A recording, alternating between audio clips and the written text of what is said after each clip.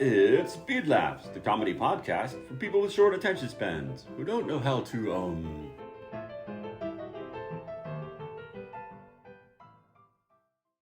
Rose. Psst. Rose. What do you want, Pumpernickel? Well, while you were having your conversation with that McCloot fellow, I was doing a little research about the crocodile. The CLD.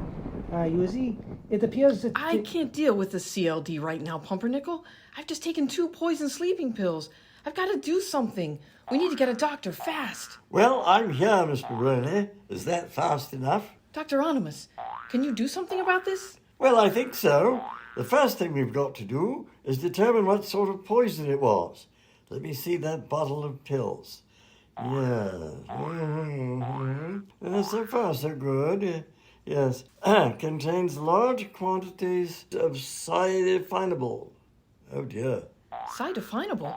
What's that? Oh, it's a terrible poison. They used to use it to kill rats that had bubonic plague. But that was hundreds of years ago. I don't understand. Where would a man living in the middle of Scotland get hold of a poison that hasn't been in existence for over 600 years? Never mind the history lesson, Doctor. How do I get it out of my system? I'm afraid I don't know, Miss Maroney. I'll have to think about it.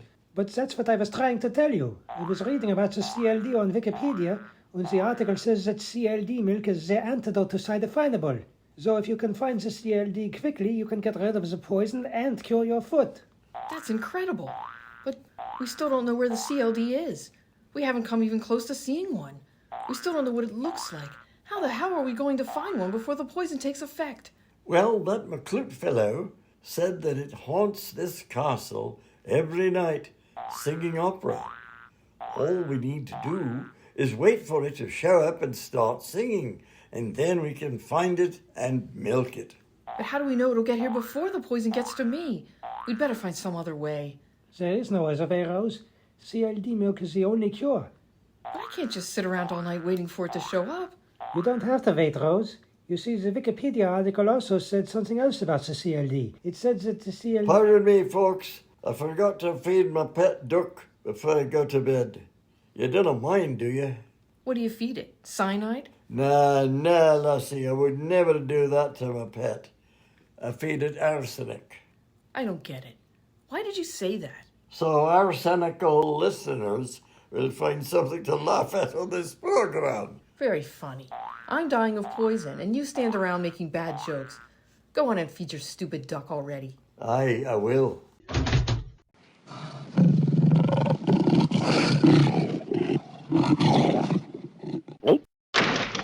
Well, that's taken care of. Was there anything else I could... Oh, I say, why is that little German fella staring at me like that? Rose?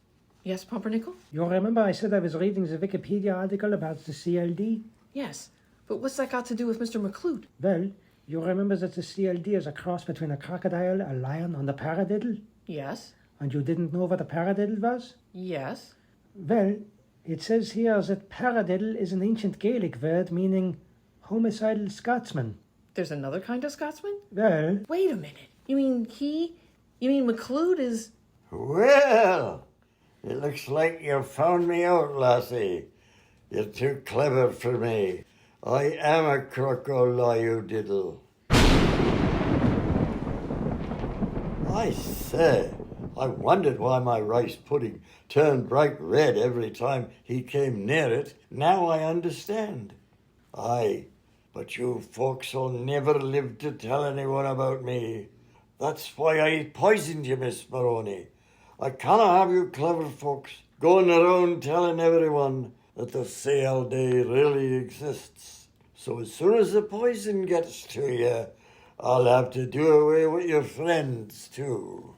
Well, I only have one thing to say to you, Mr. McCloot, or whatever your name is. Aye? It's a damn good thing the show is over. Now we have until Friday to find a way out of this.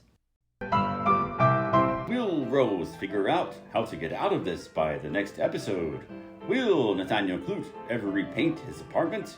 Will the show ever make any sense? Tune into the next episode of SpeedLaughs and find out. That was the 13th episode in the 4th series of SpeedLaughs, a short podcast for short people with short attention spans, written by Andrew Gilmore and featuring Andrew Gilmore, Dick Lee, Martha Michael, and Joe McCann. We hope you enjoyed it, and if you didn't, who cares?